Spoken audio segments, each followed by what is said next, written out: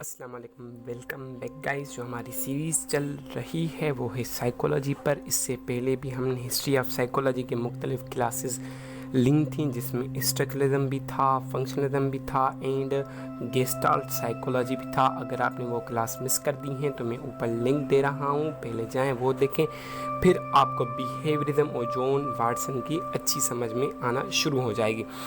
तो अगर आपको और वीडियोस चाहिए तो चले जाएं मेरे यूट्यूब चैनल इंडस एकेडमी पर, और मैं हूं नुमान अली दाऊद पोट्रो। अगर आपको जॉन वाटसन या और साइकोलॉजिस्ट की बायोग्राफी जाननी है तो मैंने डिस्क्रिप्शन में अपना दूसरा यूट्यूब चैनल दे दिया है, वहां पर जाके उसको सब्सक्राइब कर लें और वहां पर आपको डिफरेंट किस्म के इंफॉर्मेटिव वीडियो और बायोग्राफीज मिलती रहेंगी। तो चलिए शुरू करते हैं अपनी आज की वीडियोस, जो कि है बिहेवियरिज्म एंड जॉन वाटसन पर।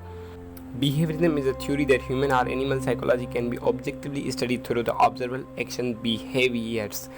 यानी जो बिहेवियरिज्म है वो एक ऐसी साइकोलॉजिकल स्कूल ऑफ थॉट थी जिसकी ये मुराद थी, जिसका ये कॉन्सेप्ट था कि हमें सिर्फ इंसानों और जानवरों का बिहेवियर समझना है, यानी जो उनका ओवर्ट बिहेवियर है वो हमें जानना है। अंदर क्या चल रहा है, उनके माइंड में क्या चल रहा है, उससे हमारा कोई भी लेना देना नहीं। हमें जो चीज़ नज़र आती है हम उसी को स्टडी करेंगे एज अ साइकोलॉजी में।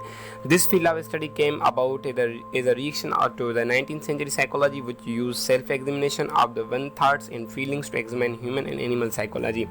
जो ये फील्ड थी साइकोलॉजी की, दरअसल वो स्ट्रक्चरलिज्म के मुखालफत में आई थी, क्योंकि जो स्ट्रक्चरलिज्म था वो ये बात करते थे कि हम किसी भी इंसान के बिहेवियर या एनिमल के बिहेवियर को इधर डिफरेंट एलिमेंट्स करके पढ़ सकते हैं, लेकिन इन्होंने ये कहा कि हमें माइंड से कोई भी ताल्लुक नहीं, हमें साइकोलॉजी में सिर्फ और सिर्फ किसी के भी बिहेवियर को समझना चाहिए।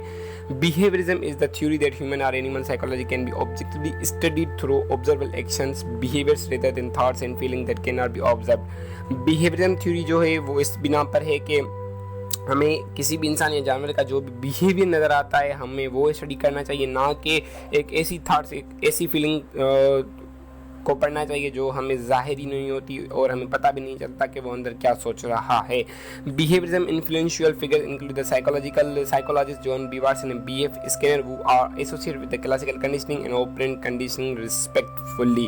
जो बिहेवियरिज्म उसमें दो बड़े नाम आ जाते हैं, एक था जॉन बी वाटसन जिन्होंने क्लासिकल कंडीशनिंग की बात की थी, और दूसरा B.F. स्किनर जिन्होंने ऑपरेंट कंडीशनिंग की बात की थी। अब क्लासिकल कंडीशनिंग क्या है? In classical conditioning an animal और human learns to to stimuli with each other।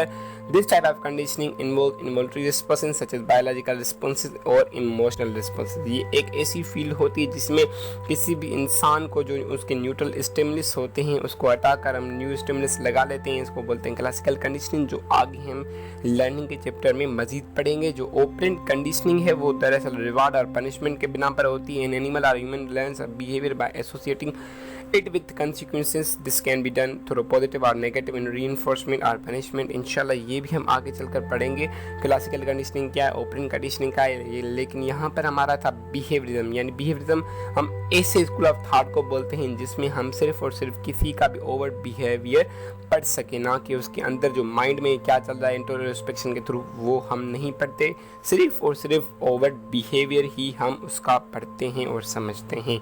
तो उम्मीद करता हूँ आपको ये वीडियो अच्छी लगी और समझ में भी आई हो। अगर आपको कुछ भी कॉन्सेप्ट क्लियर नहीं हुआ, किस भी किस्म का सवाल है, तो आप मुझसे कमेंट में पूछ सकते हैं, और आप ये चैनल सब्सक्राइब करें, दूसरा चैनल भी सब्सक्राइब करें, लाइक करें, शेयर करें एंड कमेंट करें। Thank you very much.